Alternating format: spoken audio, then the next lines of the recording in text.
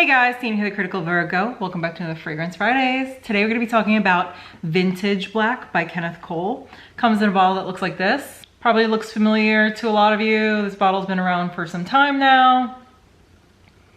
I have a mini. In case you missed my video last week, I bought a set of 4 minis, like a discovery set. And last week I talked about Black, which is the original. This is a flanker of that. I still have to go through Blue and Reaction. I've never tried Blue. I have worn Reaction a few times though, so I know what I'm getting into with the last one. I've worn this 3 days over the last week, and I had my guy wear it this time a few days ago, and I asked him a few follow-up questions just to get his feedback because I failed to do that with the original. Let me give you guys the notes so you know what we're working with over here. Top is lime, grapefruit, dewy greens. I don't know what dewy greens are, and white pepper. The mid is tequila, lavender, and sandalwood. And then the base is oak, cedarwood, and musk.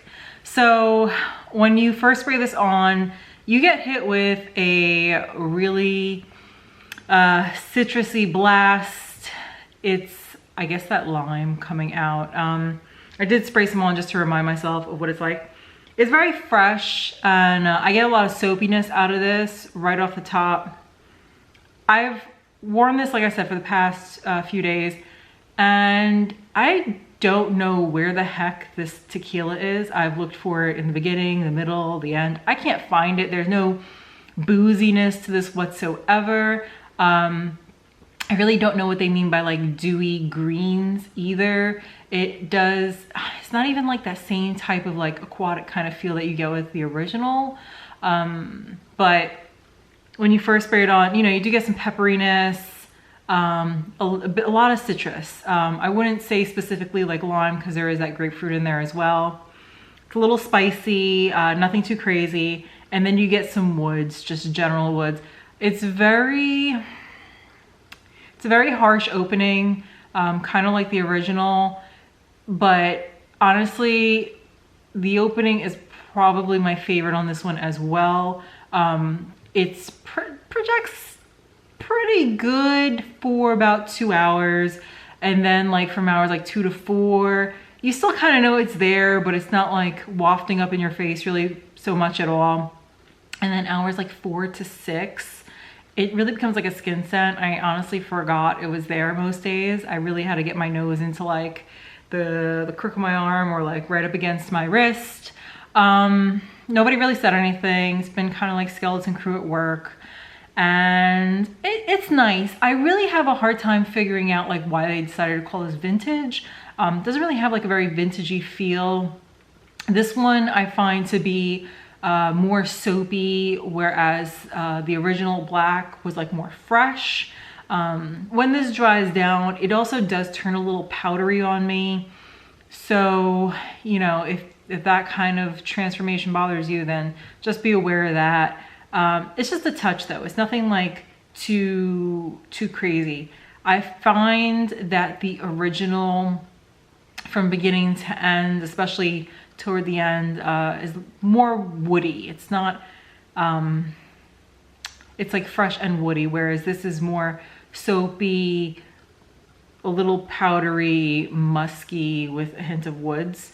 It's good. It's not my favorite. I actually prefer Black, the original, over this, but surprisingly, my guy liked this more than Black, and he had better performance with this than he did with Black, and we could actually smell this on him.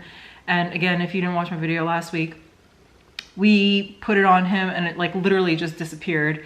Black literally just disappeared on his skin. I could not find it. This you can smell. So just, you know, I think it's a cheapie. It's worth just picking up. I've seen them going for like $22 for the big 3.4 ounce bottles. This is, I think, what is this? It's like 0.5. Yeah, this is 0.5. So you can pick one of these up even for like 10 bucks. And then what's the mill? Like a 1.7 was like 20 bucks. So it's really cheap. You could pick it up, try it out. I really say that you should try it out. It's a good cheapie. It's a really solid cheapie, very easy to wear. Would make a great warm weather fragrance. I don't know if this would be such a great choice for like colder winter months because it doesn't have like that oomph to it, especially if you're used to those heavy, woody, thick fragrances. This is not it. This is really not it. One of the things I was really looking forward to with this was that like boozy quality to it, you know, maybe mixing really well with like some wine, those citruses, the woodiness and the musk. I forgot to mention before, there is, you know, muskiness to this. It's nothing too crazy. Really just reminds me of a very synthetic type of ambergris kind of thing, but it is nice. I wouldn't really gender this fragrance or put an age range on it. It's kind of the same deal as black, even though they do call it vintage. I see just everybody going for it if it's in your budget. If you want to try it out, then definitely do. It's really, it's got a little bit of cologne, you know, vibe to it, but I could see some ladies going for it. I mean, I feel comfortable wearing it, but then again, you know, I do feel comfortable wearing a few other things as well. But it's not, I don't think if somebody smelled it, they would say it was like cologne, versus some of the other colognes that I've worn to work where people are like, oh, it smells like a, you know, really sexy guy at work. No one's ever really said anything, or maybe they're just getting used to me wearing stuff like this now, who knows. But yeah, definitely one of those things you got to try out. If you have this, I know some of you mentioned this fragrance in last week's video.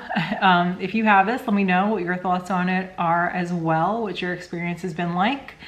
And I look forward to trying out Blue next week and giving you guys my opinion on it. Again, you can't go wrong with this fragrance. It makes a solid cheapie for the warmer months. Hope you guys enjoyed this video. Till next Friday, guys.